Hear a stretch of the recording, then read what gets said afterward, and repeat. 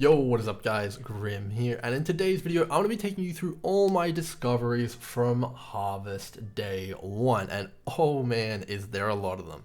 So let's get straight into it, and I'm going to be giving you guys a few tips and tricks as well as a few things which you might not have known already about this league mechanic. So I've been pretty much focusing completely on my garden as well as learning about the seeds. We haven't got any hard data on anything that I'm about to mention here, but it is pretty interesting nonetheless. Let's get to the first thing. The first thing I want to talk about is seed drop rates. So all the way from Act 1 to where I am now, which is about tier 10, 11 maps, I've been noticing that the seed drop rate from seed caches is pretty consistent indeed. It's anywhere between 5 to about 15 seeds per cache, and it kind of just wildly ranges between them. So you could get like 7 or 8, or you could get all the way on that top end, which is pretty crazy. And this is the same for both T1 all the way up to, T6, 7, 8. And there's no difference there. Until we do a hard test, we won't know for sure, but it does seem that way so far. So that's not going to impact your farming strategy too much, and you can feel just fine about going into T1 maps and getting the same amount of seeds as in high tiers. So pretty interesting indeed. The next thing I wanted to talk about is seed tiers and where they start dropping. So in the story, of course, we were all going through, not too many people were doing their gardens, but I did talk to a few people who were also doing them as well as me, and they were mentioning that they were starting to get tier 2 seeds very early on in like Acts 4 and 5 and stuff like that, which was pretty interesting, but I didn't think too much of it. So we got into maps and I was starting to talk to a few other people who were getting tier 3 seeds in low tier maps, and that was very interesting. And then finally today, someone linked me a tier 4 seed from a level 71 zone, which is super interesting indeed. So of course, no test here yet with hard evidence, but it is pretty clear that you are able to get pretty much any tier seed from any tier monster. So you can, farm up a T1 map and potentially get T4 seeds, which is super interesting indeed. Now there is one thing to consider here, which will be a bit of a limit on how good the low tier map farming will be, and that is that you can only use these crafts on items of suitable level. So what I mean by that is you can't run mud flats, get crafts from there, and then use them on end game weapons like, an item level 86 influenced weapon. That's just not going to work. The game doesn't let you. However, there is a bit of wiggle room in there. It doesn't need to be the exact level from what I understand. You might be able to do like 5 levels lower, or maybe a little bit more or less than that. I don't know the exact number yet, but I'm sure someone will figure it out. And then we'll be able to directly pick the map tier that we want to do and focus on that. So if we want to craft an 86 item, for example, and the threshold is kind of like 5, you can do 5 maps lower than that, and you can do T14 maps and then craft on 86 items, which would be pretty cool in my opinion. So that's going to definitely determine what you want to do, and that might open up strategies like, let's say you want to craft item level 80 Abyss Jewels, you can do a zone level 75 to do that, which is pretty cool. So let's get into the next thing then. That's a pretty big incentive to do high tier maps. You're going to need to do them to craft on higher items, but there needs to be more incentives than that, because some of these crafts don't care about item level, and they're just really about like stuff like converting currency. There's the one which splits scarabs and stuff like that. Surely if we don't care about item level, we'll just do tier 1 maps for them, right? There needs to be some other big push for us to do high tier maps, and indeed there is. So you'll notice on your higher tier seeds, there is a requirement which says consumes X units of condensed life force per growth cycle. So for this one, it's 9 wild units, and there's 7 growth cycles. So 7 times 9, 63 units of wild life force. So I've done a harvest up here to show you guys, and it's a pretty low tier harvest, you'll notice, but I got 206 life force.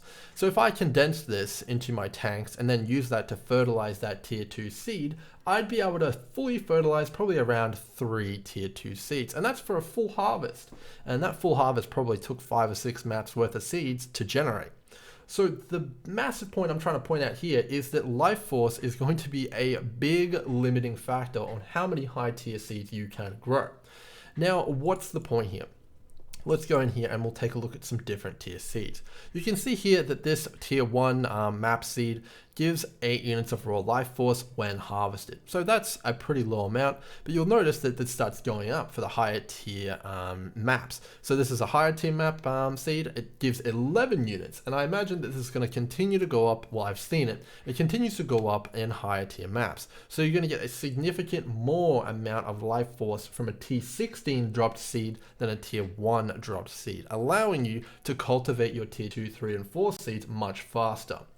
So I don't have any tier 3 seeds on me right now to show you, but the tier 3 seeds cost a significant more amount of life force than tier 2 seeds, and then tier 4 seeds cost like thousands of life force to cultivate overall. So if you're just getting 200 here and there, it's going to take a while to cultivate those tier 4 seeds, even at a low map tier. So there will be a bit of a balancing act picking what map you want to farm versus how much life force you could potentially get from higher tier maps. It's not as kind of like strictly more rewarding as other leagues. Like it's not just you'll get X more loot if you go into high tier maps. It's kind of going to be a bit of a balancing act where you feel comfortable that you're able to cultivate the amount of high tier seeds you want versus the map content that you're doing. So pretty interesting there, and it's definitely a pretty clear point.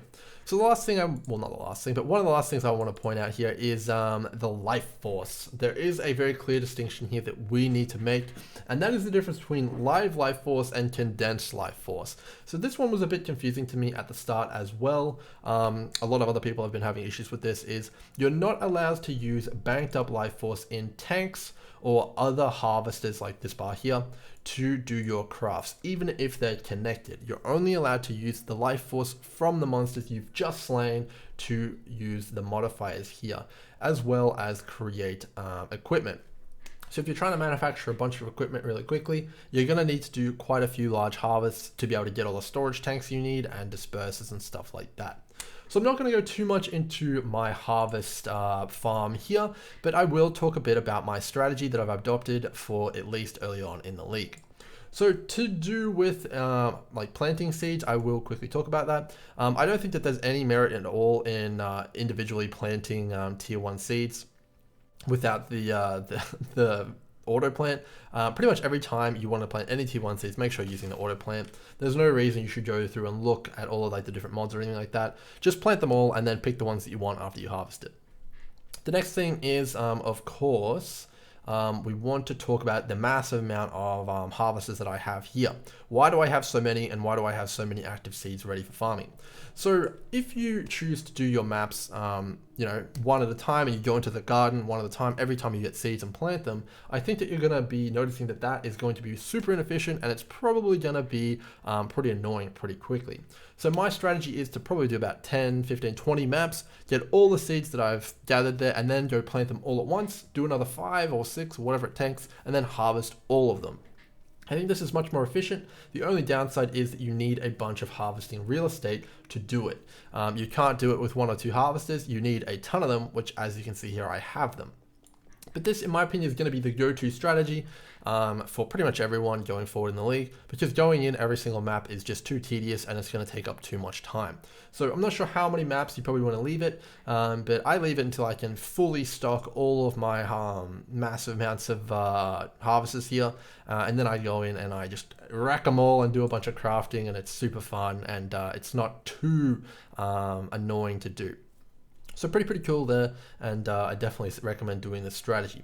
So how many harvesters do I actually have here? So I've got more of some colors than others. Now this isn't probably a very good strategy because you get the colors evenly. You want to probably put out about 5 or 6, maybe even 7 of each color if you can for your tier 1 harvesting, and that's probably going to be most optimal for getting those tier 1 crafts and farming up a nice tier 2 seed base. So that's pretty good, as well as getting some equipment for yourself.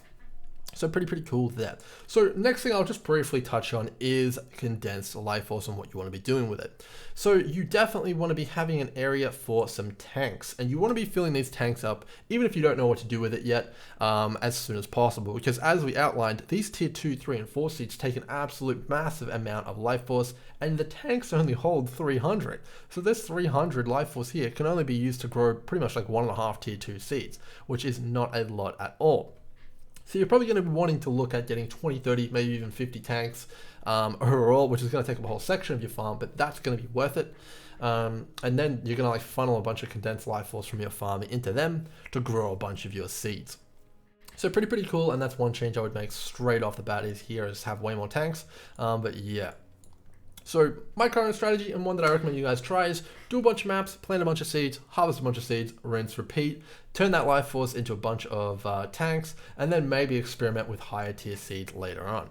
So definitely pretty cool. Obviously this needs to be optimized, but hopefully you guys have learned one or two things here about this mechanic.